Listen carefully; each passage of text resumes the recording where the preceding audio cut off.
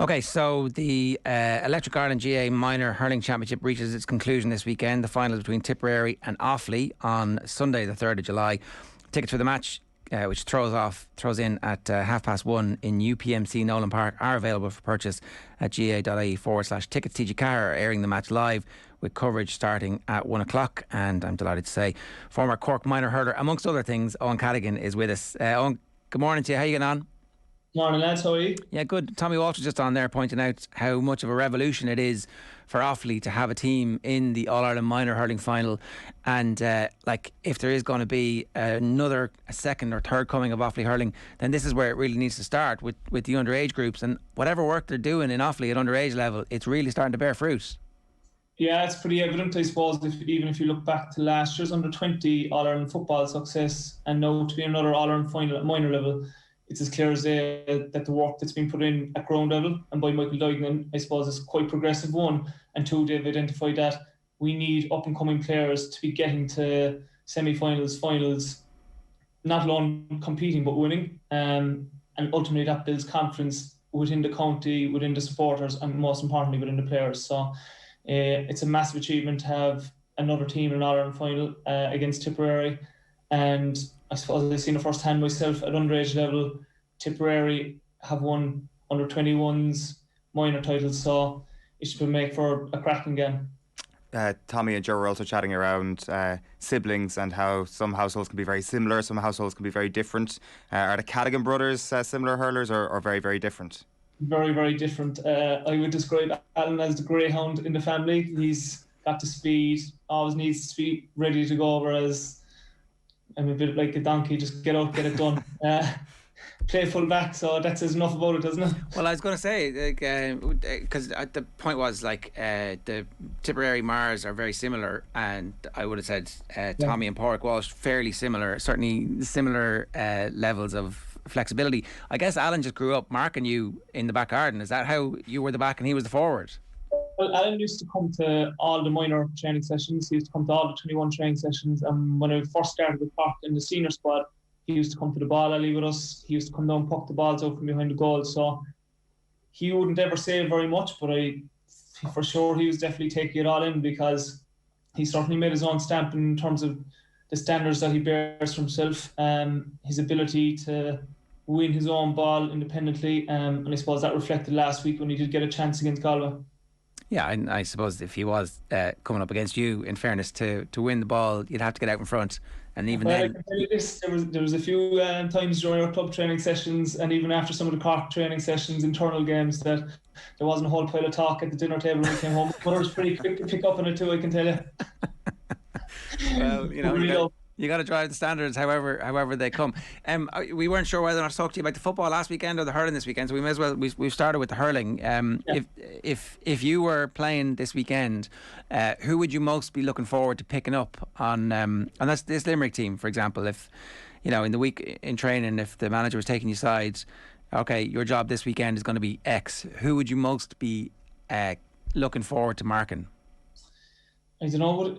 Looking forward to marking any of those Limerick fellas would be the right description. I've been lucky enough to be taxed with, I suppose, marking plenty of different ones there. Tom Marcy, Aaron Gillan, Garrod Hegarty, and they all bring their own, I suppose, one, physical attributes, and two, obviously the skill level that they have is immense. I think from a defender's perspective that they're so in sync with each other, and they have such an understanding of even their runs for puckouts. Like it's very well done. Like everyone thinks that Nicky Quaid is orchestrating things, but Nicky Quaid is actually hitting the best option at the right moment based off the types of runs that they're doing, and they know exactly what they're doing. There's no potluck with the puckouts. Like even in last year's All-Ireland final, I remember at one stage Tom Marcy, Cian Lynch and Garrod Hegarty all had gone to the opposite 65 and were trotting back to the positions, so we were waiting to pick them up. And they were just looking at each other, and I knew damn well that there was something happening. And before you knew it, Cian Lynch had blocked the run. Tom Marcy had made a run laterally, which you thought was going the whole way, and then he peeled around the back and got the ball in over the top. So very, very smart individuals. I think out of all the fellas I've had plenty of battles with would probably be Aaron Gillan. I said it once I retired. He's a massively physically imposing player, and you don't typically get that from forwards usually, but if you want to mix it with him, he'll mix it back, and ultimately he'll do damage when it's needed most in terms of scoring goals and points. And he's a top class forward. He loves defending puck outs and winning dirty ball as much as getting scores, and I think that's as a whole, as a group. So they're just a top class side. They're outstanding, and if I was the guest right now, I see them being in the All-Ireland final based off what I've seen today from Galway in the Leinster final and obviously against Cork last week. Yeah, no, I think that's fair enough, and they're definitely the favourites to do so. Can you just take us back to that? So you're on the field, and the three lads are. So your defence is on kind of your own 45. Is that where? Yeah. So I suppose they're coming back after filtering back the field, and as they're coming back, obviously it's something to do with either their positioning or after maybe 65 after a free, they have set runs, and that one from Tom Marcy in behind. Once these guys get in behind you early, you're in trouble because they're so good in there. And I think you'll see that from Tom Marcy when he caught that ball against Clare, wasn't it? Yeah, Clare, and offloaded to Ger and Eoin. It's where they're in behind you when they're most dangerous. Same with Aaron Gillan. When the ball is coming in there, he likes to swivel in around behind you, and as a defender, you just can't leave that happen. I'd much prefer to have those guys in my eyesight in front of me than to have them in behind me, because that's when they're most dangerous. The other thing is, it feels like certainly when you're watching them and when you're at matches, you can see the space that they create and how quickly they realise a goal is on. There's a ruthlessness about going for goals, which, sometimes they beat you with 27 points and they don't need to do the goal thing. But there's always this kind of, I guess as a defender, there must be a constant tension, like 2 steps the wrong direction, and they're going to feel like they have just enough space to get a pass away for somebody else to be in space, and therefore it's going to be in the back of your net. And it's that fast. Yeah, and I suppose I know a lot of things obviously went wrong in last year's All-Ireland final, and the score was very evident of that. But earlier in the year in the Munster Championship, we decided to push hard on them in their half-forward line on Garrod Hegarty, Tom Morrissey and Cian Lynch. And we actually got quite a bit of success, but the catch-22 in pushing hard in their half-forward line is that it creates so much space in behind, and you're selling out your full back line, in my opinion, if you do that. And even though we negated the half-forward line, they created oodles of goal chances by runners bypassing us. And they, again, like all excellent teams, they're able to adapt to the situation in front of them, and they knew that we were pushing hard on them. So the runs were nearly with fierce intent, but there was no real meaningful for actually getting the ball. They would just drag you out of position knowing you were going to follow. So they have danger on the outside line, they have danger on the inside line. Their halfbacks can score. I think Dimmer Burns got 9 points in the last game. So they can score from everywhere. So, and the system doesn't change. Typically the personnel doesn't change. So it's worked for them, and it's still working for them, and you'd have to take your hat off to them. In retrospect, is there anything you could have done differently in last year's All-Ireland final that would have had a significant influence on the outcome? Obviously, Cian Lynch is, I suppose, what he contributed that day in terms of possessions, spreading the ball, rather than possibly holding our lines. We should have possibly man-marked him. And if you really wanted to, I suppose, this is a very negative word, the sweeper, we possibly should have filtered one back in behind and allowed our centre-back to push hard on him. Obviously, then you have a protection in numbers. It creates a bit of space, and I suppose it might be something slightly different that Limerick mightn't have been used to. But again, hindsight is easy to talk about, lads. We went into that Ireland final really, really feeling that we had a chance.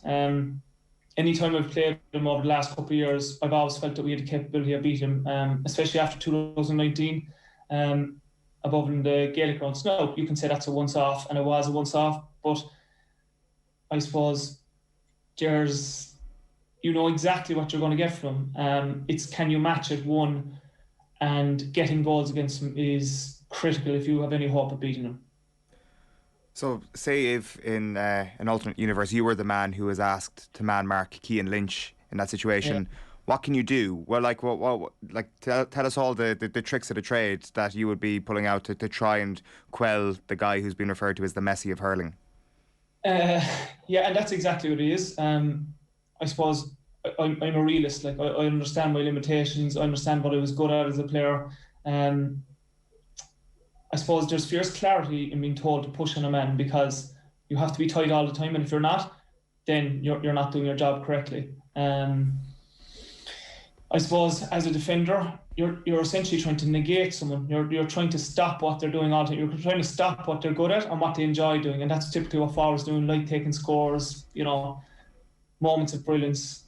Your job as a defender is to really stop that influence. And I think that if you had pushed a bit harder on him, and possibly sat one back in between, it might have been different. But again, hindsight is an easy thing. But like you're dealing, as you said, the Messi of hurling. Like he can do things with his wrists and his hands. Like his ability to move the ball out of those contact areas where there's 3 and 4 trying to close him down, and next thing the ball is out, and you're under even more pressure because you've got runners coming wide then heading straight for goal, and no better boys than Ger and Tom Marcy to break the line, create the opportunity. If it's on to finish, they will, but they're unselfish to be able to pass it off too. So, or Kyle Hayes from deep, or who knows where he starts. But yeah, and that's the problem. Even when you were talking earlier on about when you went tight on them as a half back line, they just run out the field. They've got the brain power as well as the physical attributes and the hurling skill. They also have the brain power to recognise, okay, that's what you're doing, we'll just do this to counteract it. It is a very high level they're operating at. But I guess the point about these questions is that it's not just hindsight, that like Shefflin this week and his backroom team have the opportunity to plot something. Is there anything that Galway have that give them a sense that actually, you know what, we match up really well against these in these areas, and so therefore this is going to be a much tighter game than people are thinking, and it's not going to be 6 points, it's going to be in the melting pot at the end, and who knows what's going to happen?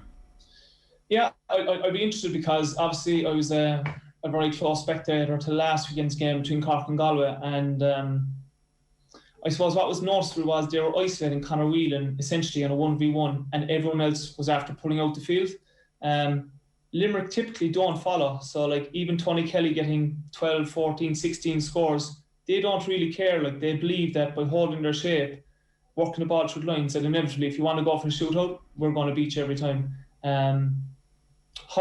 If they do isolate Conor Whelan with 45 yards of space either side, where does Barry Nash go? Where does Sean Finn go? Will they hold? Will they push? One might push and one might stay. I think Galway have all the physical attributes to be able to compete physically with them. My concern would be that, like that scenario where I described Cian Lynch moving the ball out of the tight contact zones in between the two middle thirds, I think Limerick have the capability just to get it out there quick. So regardless how big and physical you are, they just have the hurling smarts to get it out of where you don't want it to be to the wings, and then deliver long diagonal ball. Like Galway had 2 sweepers back at different stages in the first half against Cork, and Cork probably their half forward line played slightly too deep because it allowed 2 sweepers to sit in front of Alan Connolly and Tim O'Mahony, and that's just inevitably that's impossible to break down in terms of long balls in, because Dahi Burke will have the smarts to get the ball to the ground, play set up, and away they go. Like, so it'll make for interesting viewing for sure, but I purely based on what I've seen this year, I just can't see Limerick being beaten. All right. Just being honest. Oh, good stuff. Great to have you with us this morning. Thanks a million for your time. Cheers. All right. Thanks, guys. It's Cork's Eoin Cadogan there. A reminder, tickets for the Electric Ireland GA Minor Hurling Championship final between Tip and Offaly on this Sunday are available to purchase at ga.ie/tickets. TG Carr will be airing the match live with coverage starting at 1 o'clock.